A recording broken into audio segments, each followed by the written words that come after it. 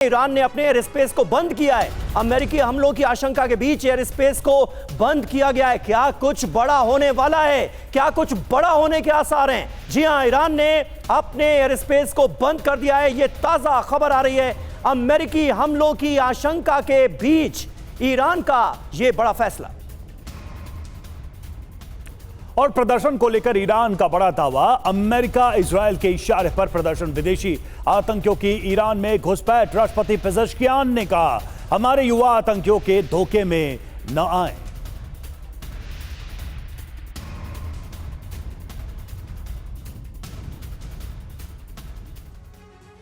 और देखिए, यह सवाल बार बार आपके जहन में आ रहा होगा कि यह कैसे हो गया। ईरान में अचानक हजारों लाखों की संख्या में लोग सड़कों पर क्यों नजर आ रहे हैं? क्या ईरान का यह विद्रोह प्रायोजित है? तख्ता पलट की साजिश रची गई है क्या? पेजेश्कियान का दावा क्या है? देखिए, ईरान में साजिश के पीछे अमेरिका और इजरायल का हाथ है। अमेरिका और इजरायल के इशारों पर ईरान के अंदर ये प्रदर्शन हो रहे हैं। ये उन्होंने कहा है। विदेशी आतंकियों ने मस्जिदों को आग लगाई। विदेशी साजिश के तहत लोगों को मारा जा रहा है, ये ईरान के राष्ट्रपति का कहना है। और उन्होंने कहा कि अपने बच्चों को साजिश में शामिल न होने दें।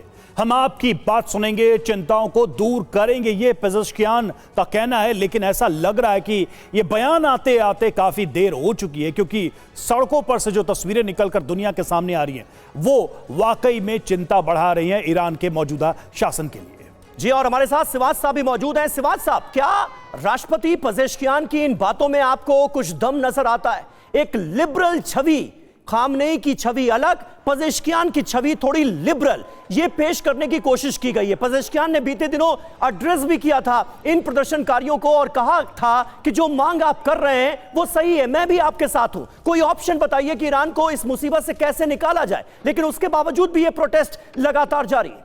हाँ, देखो, ये सच्चाई है समीर। पेजेश्कियान जो इसके राष्ट्रपति हैं ईरान के, एक मॉडरेट हैं, फॉरवर्ड थिंकिंग लीडर माने जाते हैं। मगर ये भी सच है कि जो अभी ईरान में हुआ वो ईरान की इंटरनल सिचुएशन से ही हुआ है, क्योंकि वहाँ की इकॉनमिक कंडीशन बहुत ख़राब है। जो रियाल है वो डॉलर के मुकाबले में फ्री फॉल पे था। $1 1.5 मिलियन रियाल के बराबर है।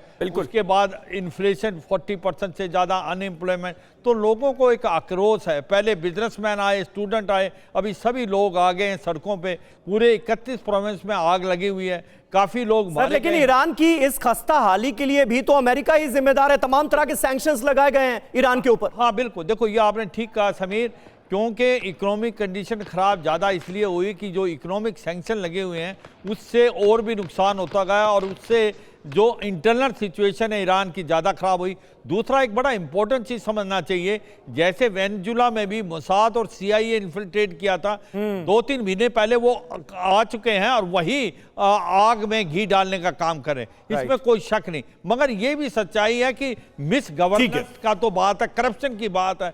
एक बात समझनी पड़ेगी, मैं अभी भी कहता हूं कि अमेरिका डायरेक्ट इन्वॉल्वमेंट नहीं करेगा, क्योंकि अगर उसने डायरेक्ट इन्वॉल्वमेंट की तो वो ईरान वर्सेज अमेरिका। बिल्कुल सर, बिल्कुल। आपका पॉइंट अपने आप में लॉजिकल है, लेकिन सबसे बड़ा लॉजिक ये है कि ट्रंप बहुत ही अनप्रेडिक्टेबल हैं। क्या करेंगे, क्या नहीं करेंगे, सुबह क्या कहेंगे और शाम को क्या कर देंगे, ये कहना बड़ा मुश्किल है इस वक्त। कम से कम उनकी जो इंटरनेशनल पॉलिसी है उसको देखकर तो यही लगता है। और देखिए, खामनेई का ट्रंप पर जोरदार हमला। घमंडी आदमी दुनिया का फैसला कर रहा है, यह खामनेई ने कहा है। ट्रंप के शासन का भी खात्मा होगा, खामनेई का बयान सामने है। जैसे ईरान में राजशाही का अंत हुआ, वैसे ही ट्रंप के शासन का अंत होगा। टूटी हुई मूर्ति से ट्रंप की तुलना की है उन्होंने।